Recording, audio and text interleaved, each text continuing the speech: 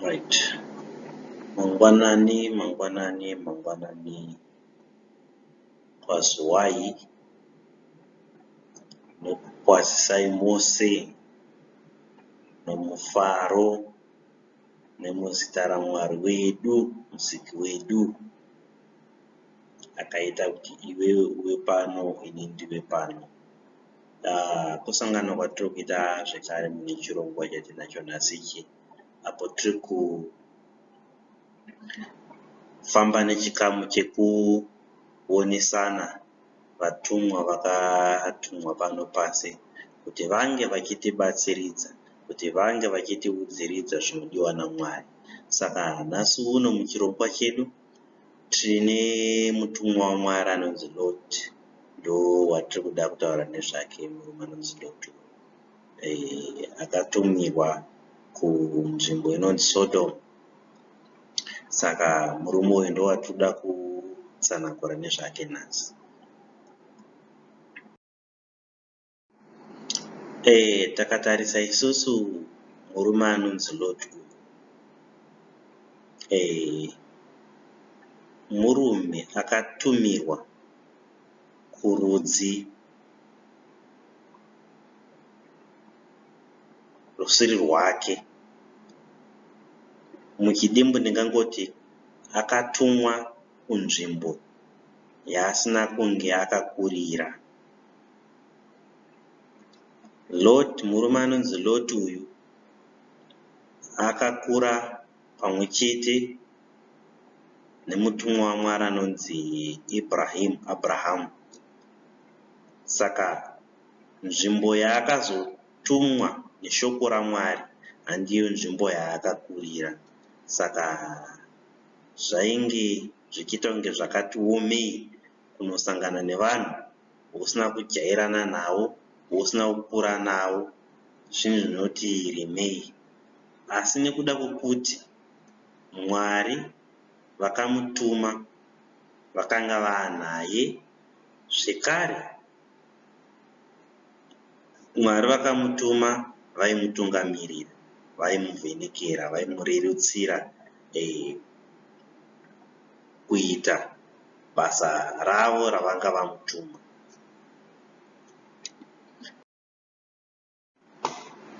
Saka Mwari vachituma murume anonzi Loti uyu kunzvimbo inonzi Sodom, vagari vemuSodom vakange vachitadzira Mwari zvakaomesesa, zvisina kumbobvira zvakaitwa nevanhu vakararama kumashure kwavo. Vanhu vemuSodom vakanga vasingazivi chinonzi kurumbidza Mwari, vakanga vasingazivi chinonzi kunamata Mwari, nekuti vaitadzira Mwari zvakanyanyisa. Saka murume anonzi Lord, chinangwa chake chaakazotumwa nacho naMwari ikoko chaiva chekunovadzoreredza kuti vadzoke mugwara rakanaka, vazive kuti kuna Mwari, vaite mabasa akanaka. Ndo chakanga chiri chinangwa chaLot kunzvimbo inonzi Sodom.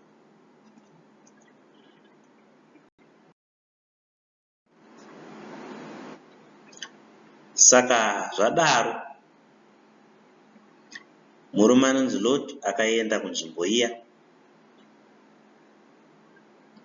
akanoita mhuri yake arimo imomo, achiedza kukokera vanhu ava kuna Mwari mumwe chete.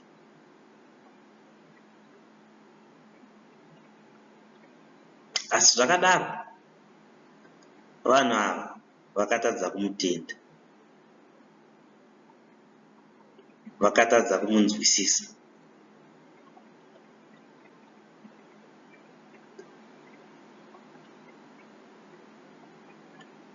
Kunyange hazvo Lot akanga ari mutumwa waMwari, mukadzi wake zvekare haana kumutenda haana kutenda mushoko raiparidzwa nemurume wake. Mukadzi waLoti aiita zvinhu zvinopesana nezviri kutaurwa nemurume wake.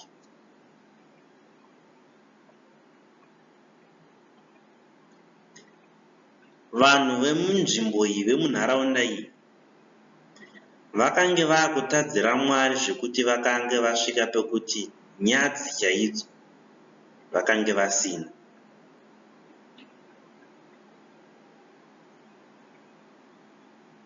Havaimbofunga kuti zvatiri kuita izvi zvinhu zvakaipa, uye zvatiri kuita izvi zvinhu zvinoshoresa. Vakanga vasvika panguva iyoyo yokuti vanongoita zvavanoita, zvavaiita izvozvo pajekerere, vasina nyadzi.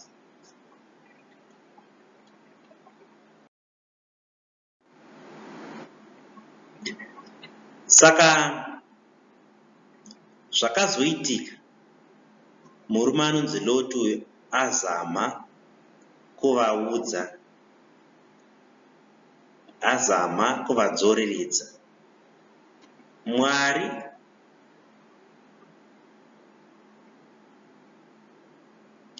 vakafunga kuwinza mutongo munzvimbo iyi, nekuti zvaitaurwa nemutumwa wavo vanhu vaisanzwisisa, achiedza kuvaudza kuti zvamuri kuita izvi muri kuzvigokera moto muziso, Mwari achakutongai nazvo. Vakapindura ivo vachimuti, kana uri kubva kuna Mwari chaiko, winza mutongo waMwari wacho tu.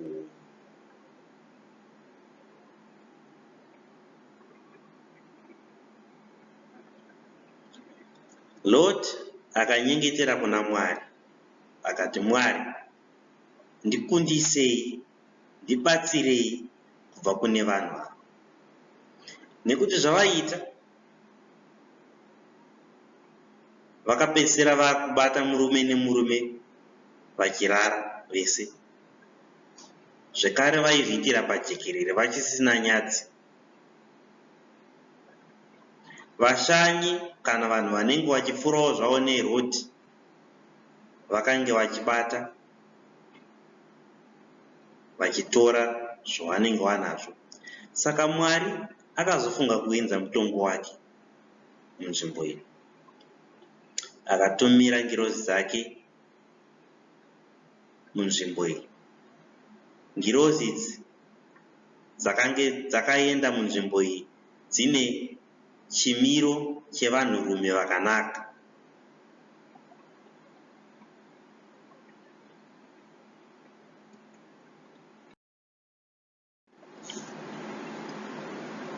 Vasvika kudaro, ngirozi dzasvika kudaro, varume vakati, hezvoka kwauya vamwe vakanaka, regai tinovaona.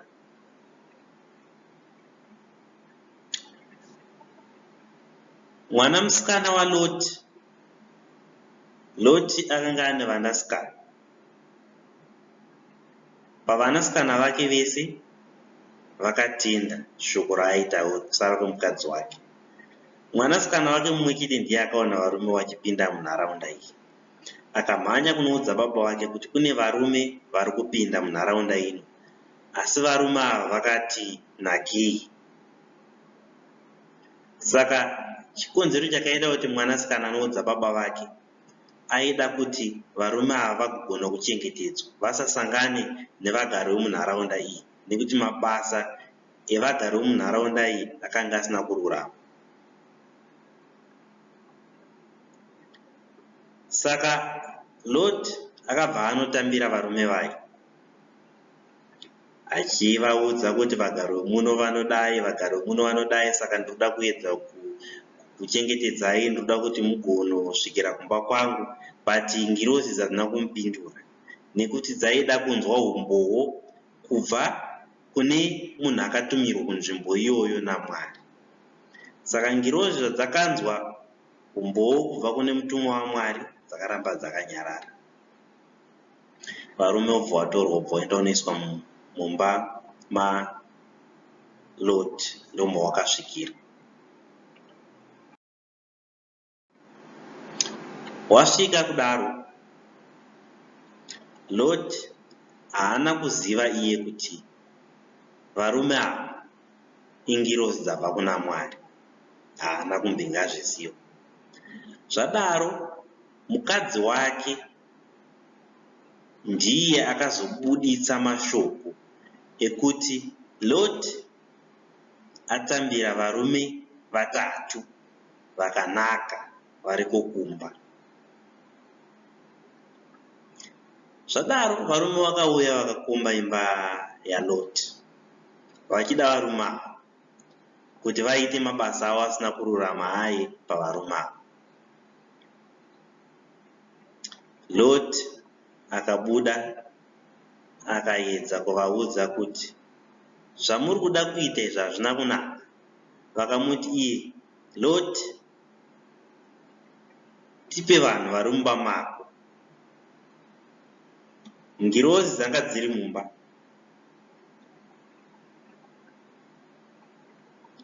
dzichinzwa zvese zviri kuitika izvi, dzichitora umboo hwezvinhu zvaiitika izvi. Lot akataura iye akati, ndine vana vasikana chete, handina munhu anondibatsira kukurwisai. Asi dai ndine munhu anokwanisa kuti andibatsire kukurwisai, ndaikurwisai. Lot akataura izvi asati aziva kuti vanhu vaatambira akaisa mumba make vatumwa vabva kuna Mwari, vatotumwa kuti vamubatsire kubuda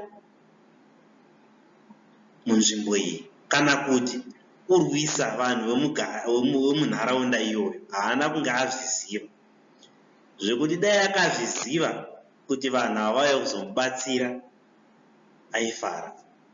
But panguva iyoyo yaakataura mashoko iwayo, haana kunge azviziva kuti atori nesimba rinodarika vanhu vakakomba imba yake.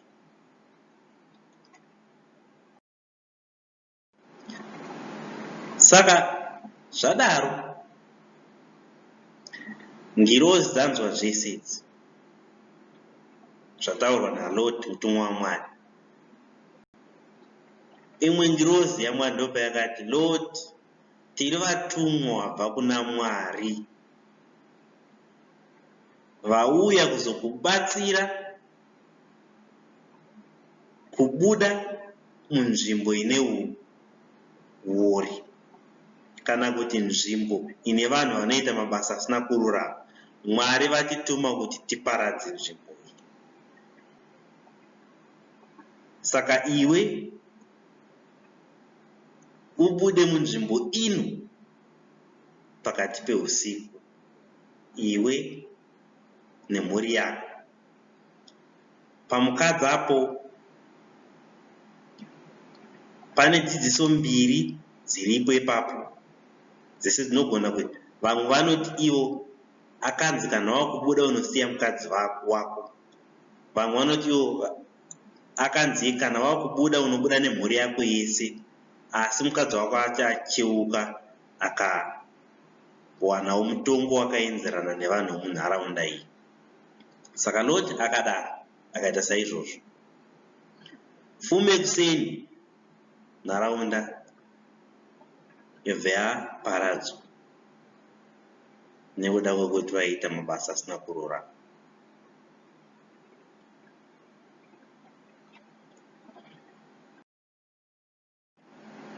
Saka tinoona isusu kuti tingaite zvatingaite pano pasi, tobata chino nechino, tinozodzoka tokanganwa, torivara, toaraira, tokanganwa kuziva kuti patakatsika pacho akaita kuti pavepo pandakatsika apapa, anogona kungoita kuti ndisapatsiki. anaro simba racho rekuita izvozvo. Ndo zvakange zvakuita vanhu vaiparidzirwa naLord, kuti vakanga vari vakanganwa kuzoti pane akatovasika akaita kuti vave pano, pane akaita kuti vatsike pavakatsika ipapo, vakazvikanganwa zvese izvozvo. Saka mukurarama ngatisakanganwei chinangwa chedu cheupenyu, ngatisakanganwei kuti tine akatisika, tine akaita kuti tive pano. Ngatisazvikanganwei, ngatimukudzei toita kuda kwake. Ndinovimba kuti tinokunda mune zvese zvatingade kuita mukati meupenyu, nekuti takamubvisa tinenge takutokanganisa. Ndiye anotipa mweya wekufema, ndiye anotipa zvatinoda, ndiye zvese zvaungafunga ndiye anotiitira. Zvekare zvese zvaunoona pano pasi nezviri muchadenga zvimwe zvatisingaoni, ndiye muridzi wazvo. Ndogozorega kutenda maari. Pabatisisei ipapo. Ngatirangarirei musiki wedu, ngatiitei kuda kwake nguva ichiripo, nguva isati yatisiya. Saka hama dzangu, ngatigadzirisei ukamwe hwedu naMwari tikuitirwa zvakanaka.